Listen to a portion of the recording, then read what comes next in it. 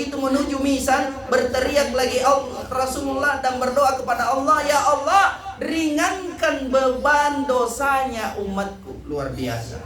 Begitu pindah dari misan mau lewati jembatan Siratal Mustaqim, di mana jembatan ini adalah dalam riwayat disebutkan bahwa dia adalah seperti rambut dibelah 7 yang tajamnya luar biasa. Kemudian di bawahnya adalah neraka Jahannam.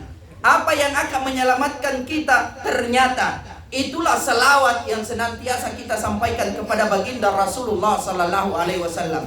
Iya, siapa yang senantiasa berselawat kepada Rasulullah, maka kata Jibril, umatmu yang senantiasa berselawat kepadamu, maka saya yang akan menyelamatkan dia di jembatan Siratal Mustaqim dengan kecepatan seperti kecepatan cahaya, seperti kecepatan kilat. Maka rajin-rajin selawat. Pagi-pagi setelah bikinkan sarapan suami, bikinkan sarapan anak, bikinkan sarapan cucu, salawat yang selalu lagi itu. Demi biasa itu, apalagi usia tak ini sebagian besar adalah usia emas. Usia emas, tapi cantik-cantik semua. Kenapa? Karena saya percaya ibu-ibu Aisyah itu adalah ibu-ibu yang rajin menjaga wudunya. Amin ya rabbal alamin. Jadi rajin ke salawat. Ya. Ibu-ibu sekalian insya Allah dimuliakan oleh Allah. Pertanyaan kedua, kira-kira cinta enggak sama suami? Tidak, setengah. Pasti kita semua cinta pada suami. Cinta tidak pada anak? Pasti cinta pada anak. Bahkan apapun yang diminta oleh anak kita rela berjuang, kita rela apapun yang dilakukan sepanjang yang diminta itu adalah senantiasa mendekatkan diri kita kepada Allah. Betul tidak? Betul. Seluruh tenaga dan pikiran kita senantiasa kita kerahkan demi kemajuan anak-anak kita, demi kesejahteraan anak-anak kita, demi agar anak-anak kita bahagia, bangga melihat kita sebagai ibunya, bangga melihat kita sebagai orang tuanya. Pertanyaan selanjutnya adalah, kira-kira apa yang kita lakukan kalau kita pulang dari rumah ini, begitu tiba di rumah kita dapati anak sedang ada orang yang ikat dia, kemudian dia siram minyak atau dia siram bensin, kemudian mau dia bakar. Jallo makin. Betul tidak? Pasti jallo ki. Pasti kita akan marah dan kita akan menyelamatkan anak kita. Betul? Itulah di dunia kita masih bisa melakukan apa saja. Tetapi bayangkan kalau di akhirat nanti Rasulullah sedang menggiring kita menuju surganya Allah, tiba-tiba kita menyaksikan anak tadi diseret masuk ke dalam neraka. Apa yang kita lakukan? Kira-kira kita masih bisa berbuat? Tidak akan bisa lagi kita berbuat. Oleh karena itu, selagi kita di dunia ini, bapaknya, ibu-ibu sekalian insya Allah dimuliakan oleh Allah, maka mari dekatkan anak kita dengan agama. Dekatkan anak kita dengan Al-Quran. Dengan jalan apa? Dengan jalan memberikan contoh teladan di dalam rumah. Apalagi anak-anak kita masih dalam keadaan pertumbuhan, maka tidak ada yang bisa dia lihat kecuali contoh dari kedua orang tuanya. Kalau kedua orang tuanya rajin beribadah, maka anak itu cenderung akan rajin beribadah. Kalau kedua orang tuanya rajin membaca Al-Quran, maka anak itu cenderung juga membaca Al-Quran. Kalau kedua orang tuanya rajin pergi berjamaah di masjid, maka anak itu cenderung juga rajin berjamaah di masjid. Itulah sebabnya kenapa Allah mengingatkan kepada kita dalam surah At-Tahrim, ya ayyuhalladzina amanu qu anfusakum wa ahlikum nara. Hai orang yang beriman, jaga dirimu dan keluargamu dari siksa api neraka. Bagaimana caranya menjaga diri dan keluarga dari siksa api neraka? Tidak ada jalan lain kecuali kita mendekatkan diri kepada Allah Subhanahu wa taala dan memberikan contoh teladan. Itulah sebabnya Ali bin Abi Thalib radhiyallahu anhu karamallahu wajhah, beliau berkata, didiklah anakmu sebelum ia lahir. Nah, ini pengantin baru. Ada pengantin baru? Nah, didik anakmu sebelum ia lahir. Kalau ibu-ibu yang lain sudah ada anaknya, berarti dia sudah tahu bagaimana mendidik setelah ia lahir. Betul tidak? Nah, sekarang kalau dididik anak sebelum ia lahir, bagaimana caranya? Ya? Ada dua cara mendidik anak sebelum lahir. Satu, melalui makanan dan minuman. Pastikan yang dimakan dan yang diminum dalam rumah itu adalah yang halal. Makanya Fatimah As-Zahra ketika suaminya dari pasar, Ali bin Abi Thalib radhiyallahu anha, beliau pulang dari pasar membawa tentengan belanjaan. Apa Nabi bilang Fatimah? Tunggu dulu sayang, jangan kau dulu bawa masuk. Dari mana kau dapat uang sehingga banyak belanjaanmu? Karena perasaan tadi yang ku kasih ke uang hanya 5 dirham. Nah, kalau kuliah belanjaan tentenganmu ini lebih dari 5 dirham ini, dari mana kau dapat uang? Apa Nabi bilang? Ali bin Abi Thalib, tadi tuh waktu pergi di pasar, itu uangmu yang 5 dirham, ada pengemis di pasar, saya kasihkan belikan roti. Saya mau pulang untuk kasih tahu kau bahwa uangmu yang 5 dirham itu sudah ku kasih sedekahkan.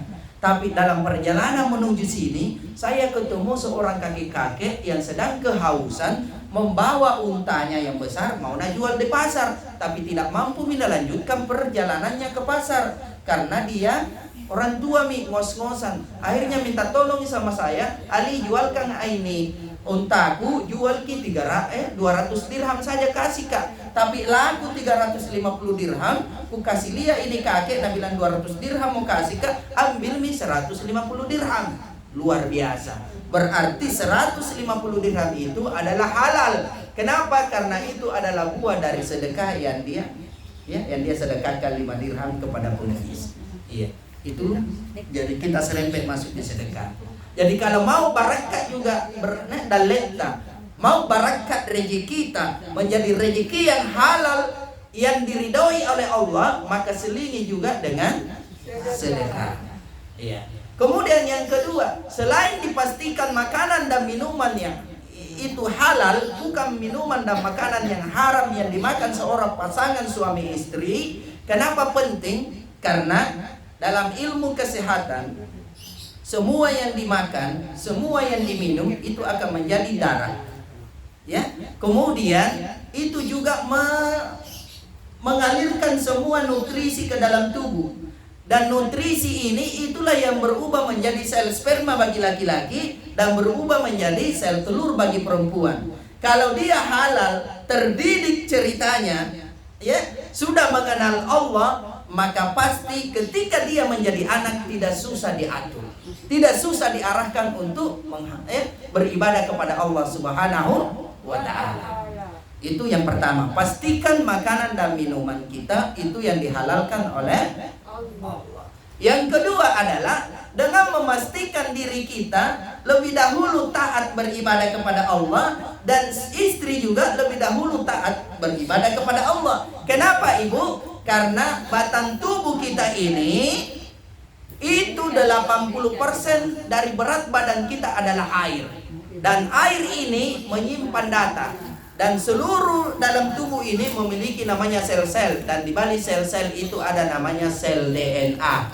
Sel DNA inilah yang membawa namanya kode rahasia yang membuat makanya kalau anaknya cenderung rajin sholat, pasti kemungkinan besar ayahnya rajin sholat, kemungkinan besar juga anaknya akan rajin sholat. Kenapa? Karena terbawa gen yang rajin sujud kepada Allah Subhanahu wa Ta'ala. Maka itu cara untuk mendidik anak agar sebelum ia lahir. Kemudian pada saat dikandung, karena ibunya rajin beribadah juga, rajin sholat, maka anak ini secara tidak langsung dia juga sudah sujud.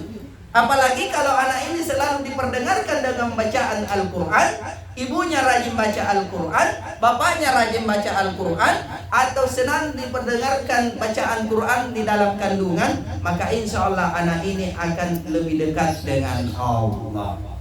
Nah, makanya kenapa ibu penting? Karena kita semua ini akan mati, dan tidak ada yang bisa doakan kita kecuali anak-anak kita. Betul tidak? Betul. Iya.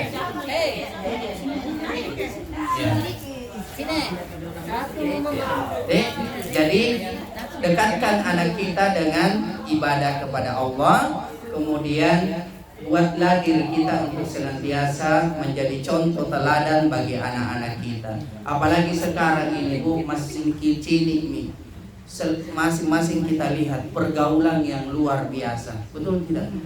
Iya. Kadang kita setengah mati jagai anak tapi begitu keluar dengan ketemu teman-temannya dia terpengaruh. Tapi kalau dia sudah ada didikan agama dalam dirinya, biar kemanapun dia tidak akan pernah terpengaruh. Kenapa? Karena sudah tertancap keimanan dan ketaatan kepada Allah Subhanahu wa Ta'ala. Kemudian ibu-ibu sekalian, untuk menjaga diri dari siksa api neraka, ada salah satu dosa ya yang selalu kita tidak sadari dalam kehidupan kita. Dari 10 dosa yang besar, dosa ini menjadi urutan kelima dari 10 dosa yang paling besar di hadapan Allah. Dosa yang paling besar pertama yaitu mensyirikatkan musyrik. Dosa yang kedua adalah dosa kepada kedua orang tua. Yang ketiga adalah dosa meninggalkan sholat. Yang keempat adalah dosa ini yang tidak kita sadari dalam kehidupan kita sehari-hari. Apa itu? Yang biasanya kalau menunjuk bukan telunjukna, petunjuk. Apa itu? Ghibah alias gosip. Rajin ki sembahyang biasa, rajin ki baca Quran biasa, tapi kita tidak jaga diri kita dari siksaan api neraka yang menghapuskan amalan-amalan kita, yaitu adalah ghibah. Makanya siapa yang senantiasa menjaga lisannya itu adalah satu dari 4 orang yang dirindukan oleh surga. Ibu, tidak ada di pagosip sini tuh? Tidak ada. Tidak ada tuh? Tidak ada ini. Iya, tidak ada ini. Tapi ada yang digosip di luar. Tidak ada di pagosip. Pacarita di cai. Cerita aja. Yang pesasari kasih kamu itu penyakit dari kampungku. Sama-sama justru. Iya. Ini yang jarang kita tidak sadari. Bahkan banyak ibu-ibu, mohon maaf ya, ikut majelis taklim, banyak majelis taklimnya, tapi di balik majelis taklim itu justru dia berbuat dosa. Iya, kenapa? Saya ini kan keliling kuliah lihat ya Allah, luar biasa. Nah coba itu kuenya orang dari kemayaran malin, biji-biji boko. Padahal jangan jaga ini. Kalau mau kita semua berharap mau masuk surga, betul tidak? Betul. Kalau kita yang mau masuk surga, belum tentu kita bisa masuk surga. Tapi kalau surga yang rindukan diri kita gara-gara menjaga lisan kita, itulah yang luar biasa. Rasul bersabda, al-jannatu mustaqatu arba'ati nafar. Surga itu sangat rindu kepada 4 golongan. Siapa yang pertama? Taliul Quran, yaitu mereka yang senantiasa membaca Quran. Insya Allah kita semua ini kalau kuliah dia adalah orang-orang ibu-ibu yang senantiasa rajin baca Quran. Yang kedua, ditempatkan golongan yang kedua dirindukan oleh surga, wahafisil lisan, adalah mereka yang menjaga lisannya. Ibu Dik, Ibu, ada ceritaku. Suatu ketika ada seorang kiai sudah tes akhir ini anunya anak santrinya. mau dilepas pula, mau penamatan. Maka sang kiai berkata, wahai anak-anakku sekalian,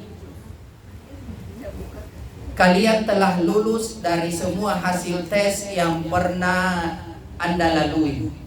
Namun sebelum Anda pulang ke kampung halaman, sebelum Anda dinyatakan sebagai lulusan pesantren ini, maka ada satu tes lagi yang menjadi penentu kelulusan kamu pada hari ini. Maka Nabi bilang, itu anak-anak kasantria, apa itu Pak Kiai? Nabi bilang, Pak Kiai gampang ji. Sebentar kalau salat subuh, saya kasih kesempatan keluar dari pesantren ini, keluar bermasyarakat dan minta tolong cari makhluk yang paling buruk daripada diri. Tepuk tangan ke anak-anak kalau gampang naji. Nah, akhirnya keluar semua ini anak-anak kasantria mencari makhluk yang paling buruk. Dalam perjalanan ada orang nalia, kudusuki, ya, cuk malak, rantasa. Nabi bilang ini paling makhluk paling buruk ini, karena cuk malak kita pakaiannya cumpan camping, kemudian pokoknya tidak bagus, jelek. Akhirnya nak tulis. Berjalan lagi dia ketemu lagi kucing yang jelek, jaing, banyak cicana, banyak tai matane itu kucing, ya. Pokoknya jelek sekali. Tulis lagi makhluk paling jelek. Singkat cerita, seluruh santri berhasil membawa pulang catatan makhluk yang paling jelek daripada dirinya. Tapi ada santri yang tidak membawa catatan pulang, tak satu pun yang dia tulis. Ditanyalah oleh kiai, siapa yang sudah mendapatkan makhluk yang paling buruk daripada dirinya? Maka seluruh santri angkat tangan, saya sudah dapat kiai. Mana semua? Serahkan semua catatannya, ada bawa naik. Kemudian ada satu tidak berdiri. Ditanya, weh, kau kenapa tidak berdiri? Nah bilang, tidak ada makhluk yang saya dapatkan yang paling buruk kiai. Kenapa bisa? Nah bilang begini kiai, dalam perjalanan banyak sekali yang saya temui, yang boleh jadi itu adalah paling buruk daripada saya. Pertama-tama saya ketemu seorang nenek-nenek yang lagi duduk di pinggir jalan kiai. Dia kelihatan lusuh, compang-camping, kemudian ya tubuhnya sudah tidak baik lagi, ya keriput pokoknya jelek sekali kiai. Begitu saya mau catat, hatiku mengatakan jangan kau catat ki. Belum tentu dia lebih buruk daripada dirimu. Jangan-jangan dirimu lebih buruk daripada dia. Boleh jadi dia kelihatan dia cuk malak, tapi dia banyak berzikir kepada Allah. Akhirnya saya tidak catat kiai. Kemudian dalam perjalanan kiai saya ketemu seekor anak anjing yang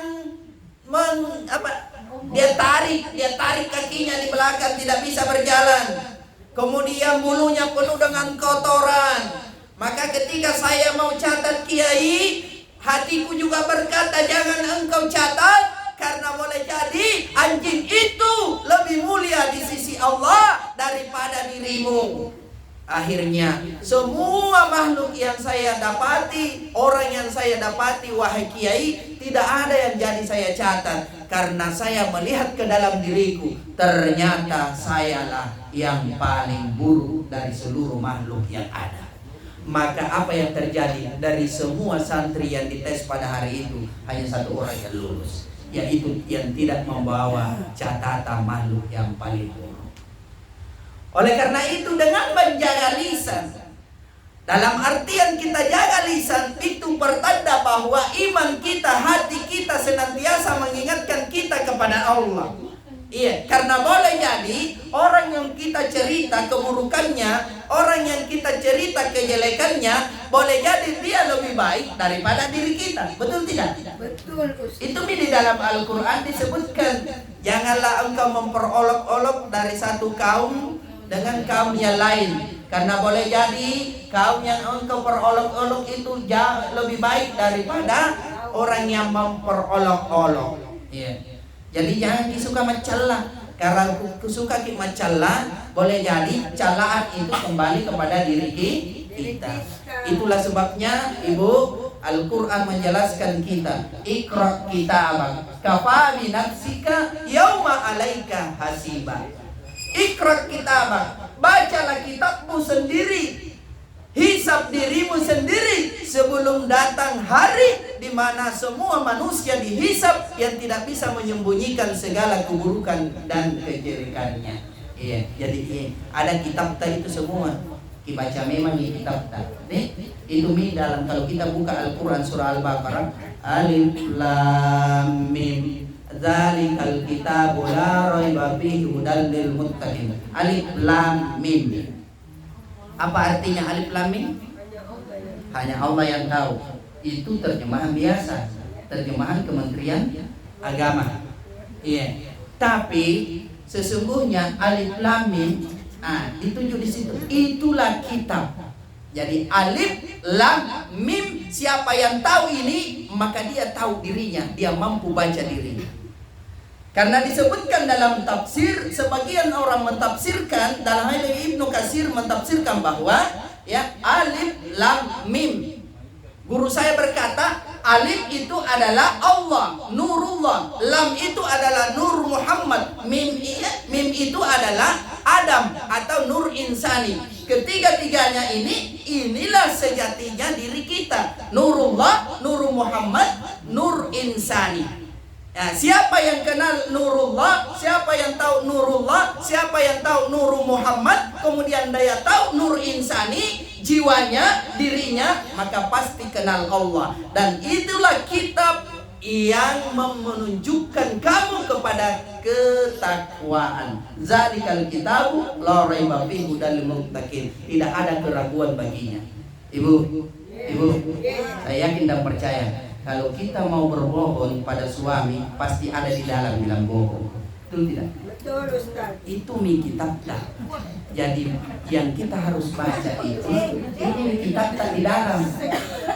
Ini kitab tak di dalam hati tak. Di hati tak. Karena Nurullah, Nur Muhammad, Nur Insani ini terangkum dalam satu, namanya ruh. Ruh yang menghidupkan tubuh berubah nama menjadi nyawa. Ketika nyawa keluar masuk di napas, keluar masuk di hidung, namanya napas. Makanya yang membedakan orang yang mati dengan orang yang hidup, yaitu tak kala napasnya keluar masuk. Maka inilah yang keluar masuk, itulah dirita. Inilah yang harus dikenal. Itulah kitab yang sebenar-benarnya kitab. Iqra kitabak kafa bi nafsika yauma alaika hasiba. Maka orang yang tahu dirinya tidak mungkin dia cerita orang lain, karena yang dia cerita hakikatnya sama. Betul tidak? Betul. Iya. Jadi kalau orang mau nacubi orang tidak mau, orang mau nasakiti orang lain tidak mau, maka orang yang tahu itu dirinya semua, maka insya Allah juga dia akan senantiasa rajin bersedekah, berinfak, dan tidak mau saling gosip-gosip. Karena gosip itu apa lagi namanya? Makin digosok makin sip.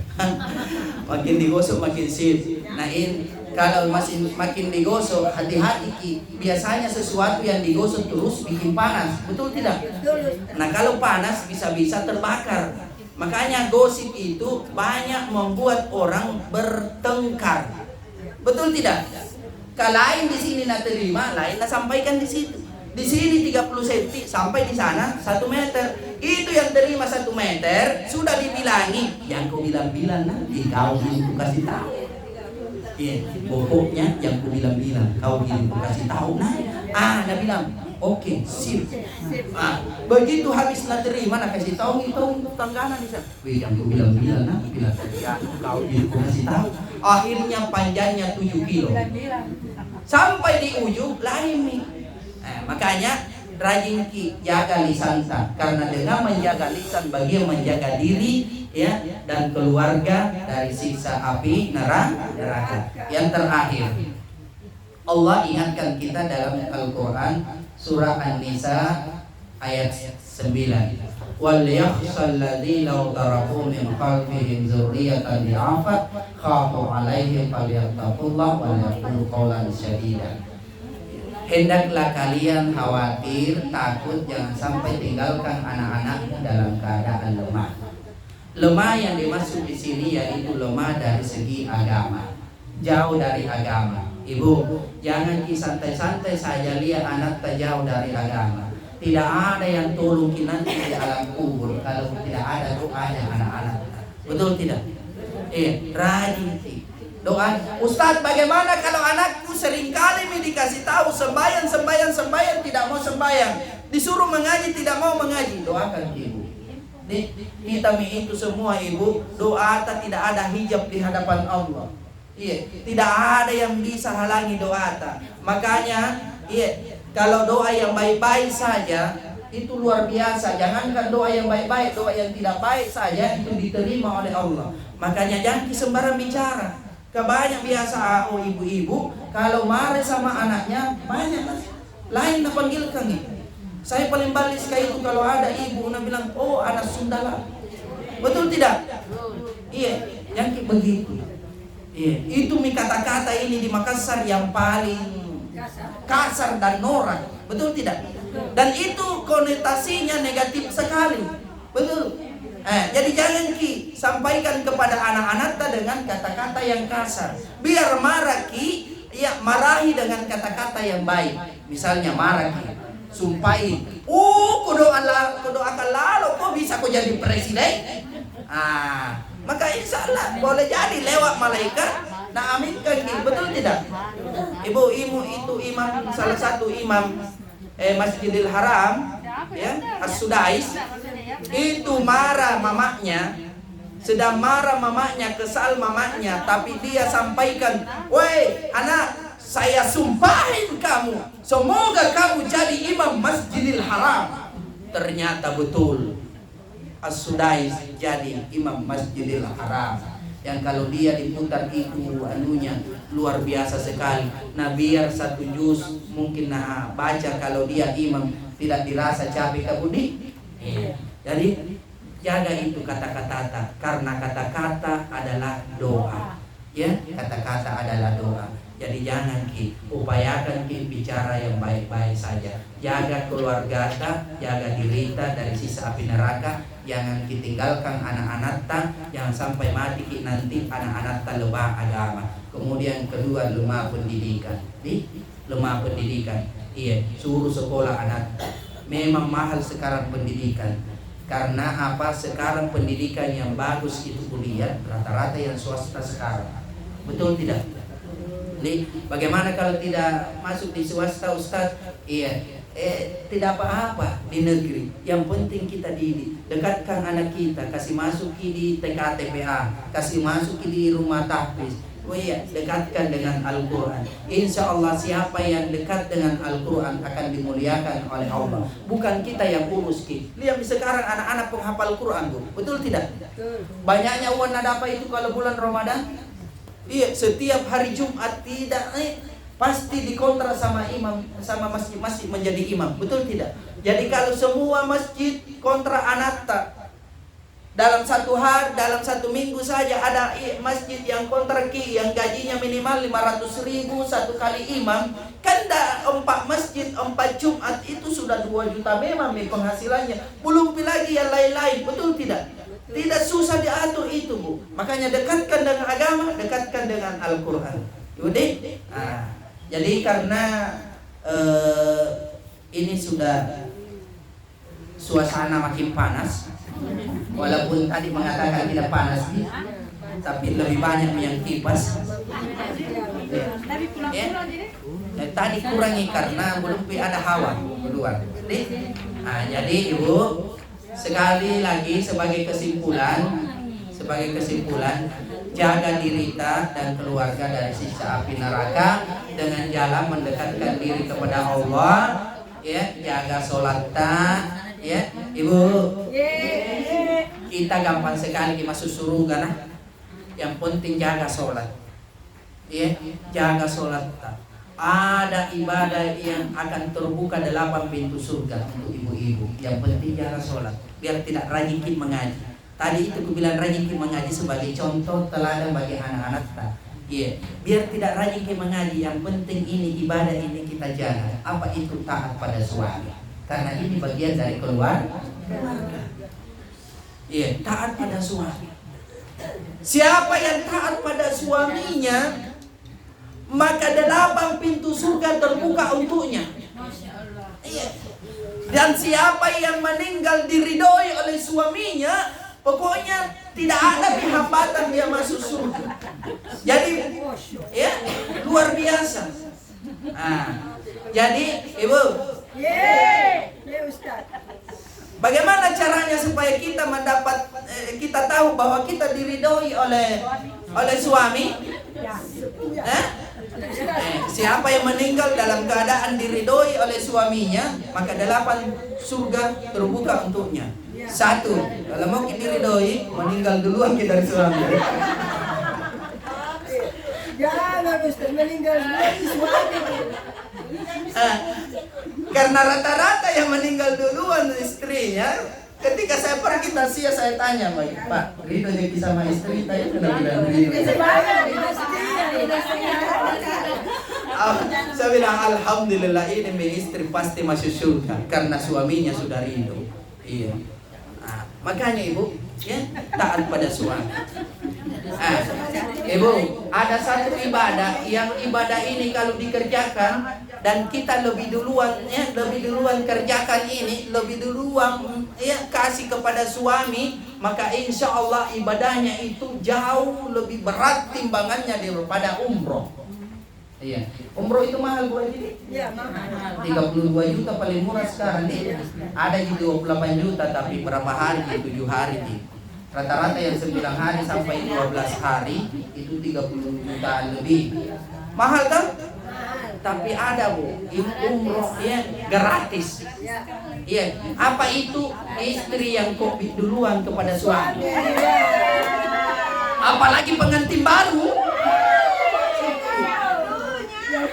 Oh, jadi bagus. Yang penting bukan suaminya orang Apa? Itu namanya bukan suami.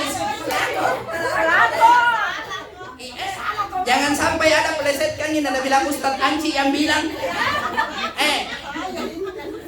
Ada hadis mengatakan bahwa siapa seorang istri yang kopi duluan kepada suaminya, itu pahalanya timbangannya jauh lebih berat daripada umroh. Iya. Cuma Sebentar banget sih. makanya sebentar kalau pulang tidur mi ananta, tidur mi cucuta, kopi mi. Ustaz, saya ikut kopi Ustaz, tapi kusuri mak gatal.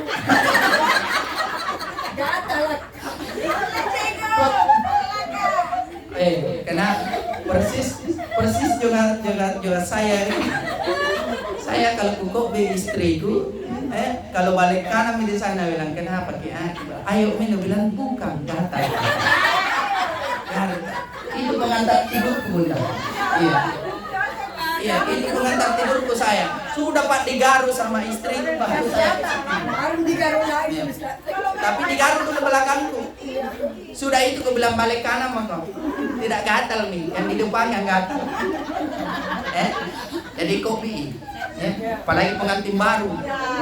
Senang petong. Mana pengantin baru? Ada sih saya pengantin Ustaz. Kenapa nak pergi jauh-jauh? Itu sana Ustaz, saya baju kudu merah. Oh, kudu merah. Iya.